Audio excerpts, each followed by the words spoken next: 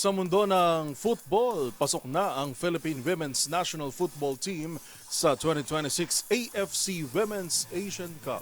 Na-sweep ng Pilipinas ang Group G qualifiers matapos talunin ang mga bansang Hong Kong, Saudi Arabia at Cambodia. Ang mga detalye tutukan sa report ni Matchpoint, Millie Borja. Pasok na muli ang Philippine Women's National Football Team sa 2026 AFC Women's Asia Cup matapos talunin ng Hong Kong at 1-0 sa Olympic Stadium sa Cambodia nitong Sabado ng gabi. Kumpleto ang sweep ng Pilipinas sa Group G qualifiers matapos unang manalo kontra Saudi Arabia at host country.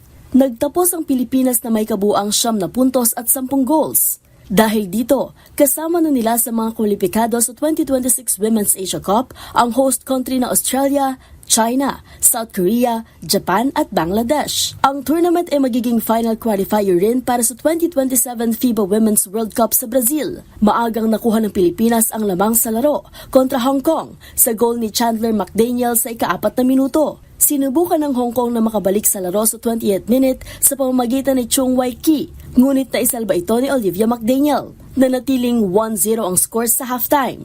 Sa ika-75 minute, nagkaroon din ng tsansa si Kinley Quezada mula sa cross ni Jackie sa wiki, ngunit lumis ang kanyang header.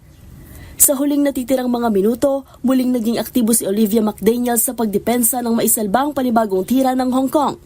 Ito na ang ikatlong sunod na paglahok ng Pilipinas sa AFC Women's Asia Cup kung saan umaas ang kupunan na maulit ang kanilang makasaysayang campaign noong 2022 na nagatid sa kanila sa 2023 Women's World Cup.